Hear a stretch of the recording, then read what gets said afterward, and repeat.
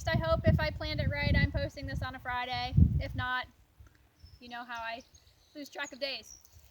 Today, I wanted to talk a little bit about cover crops. We have talked about these in class before. There are a lot of benefits to using cover crops, and we do try to use as much cover crop on our gardens as we can. And so what we're looking at right in here is part of the garden that was in cover crop last year after the crop was done. We had summer squash planted here and a few other crops, but those crops, once you hit midsummer, those crops are done. Usually we don't spray anything, we don't use a lot of pesticides, we don't use any actually. So by midsummer, the squash plant is either tired and it will just stop producing, or at that point some kind of an insect has passed on a disease to it and they die. So midway through the summer, we now have a crop that we're done selling, it's done producing, and now we're going to have a dead plant, and in turn, eventually, we're going to have bare ground, which you should never have. So we use cover crop. For some people, that may mean planting the next crop, that's going to be harvested. For some people, like what we did here, it's simply, cover crop is simply going to be a way to protect the soil until the following year when we're going to go ahead and plant that area again. So if we look down at this cover crop, last year, this was a mixture of sun hemp, which is a legume, sorghum Sudan grass, and there were also tillage radishes in the mix, which do help to break up compaction. So this crop was not sprayed, although it looks somewhat like it was. All of these plants are not cold tolerant, so as soon as it frosts, these plants die. At the end of fall last year, this cover crop was taller than I am. It was probably 6 feet tall. And so now all of that plant material is just simply laying down on the ground. This wasn't mowed or anything like that. So all of that material that was 6 feet tall is now down here on the ground and covering the soil. If you look down here, there are very few places that I can actually look through and see soil, which is what you want a cover crop to be doing. So to review, cover crops help reduce weed impact. The more you can cover the soil, the less weed seed is going to hit that soil to grow. So I'm helping to reduce weeds. If you look behind me here, there's really not a whole lot of weed matter that's growing through my cover crop. If you turn around, or my camera woman turns around, that is an area that did not have the same kind of cover crop. Now there is rye grass, which can be used as a cover crop, but that's not what we did last year. So look at all the plant matter that is already growing. I'm going to have a really hard time planting into that without using a chemical, okay? Although we are going to till that area and incorporate that organic matter. But if you were going to, let's say plant corn and you wanted to no-till, you may end up spraying that. We tried to avoid spraying simply because our customers don't want pesticides and herbicides and that sort of thing being used. So we use cover crops. So just to give you a little bit of an idea of how this cover crop is going to help prevent weeds from growing.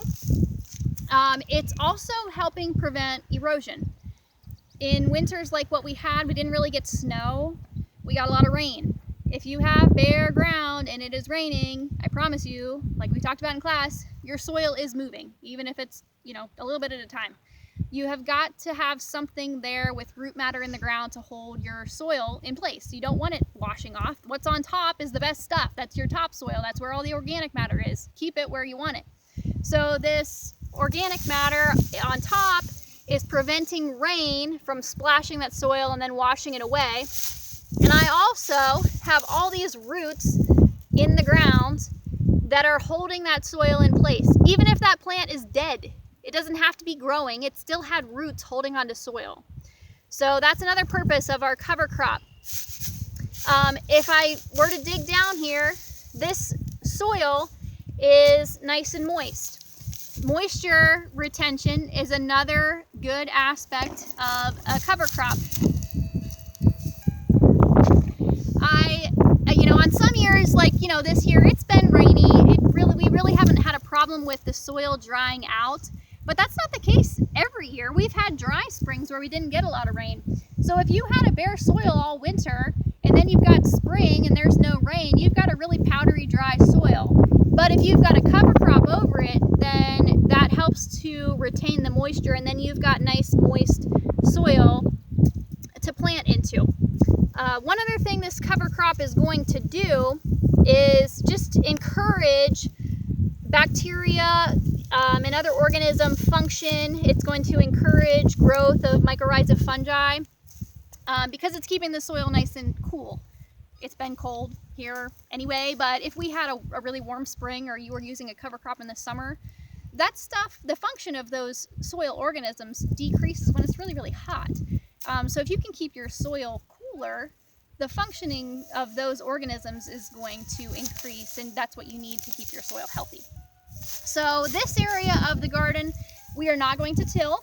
We are going to leave the soil structure intact, and we are just simply going to go through and we're going to do what I just did. We're going to move this cover crop out of the way, and we're going to plant right into it. And then I'm going to come down to my next, whatever spacing I need, and I'm just going to move the cover crop.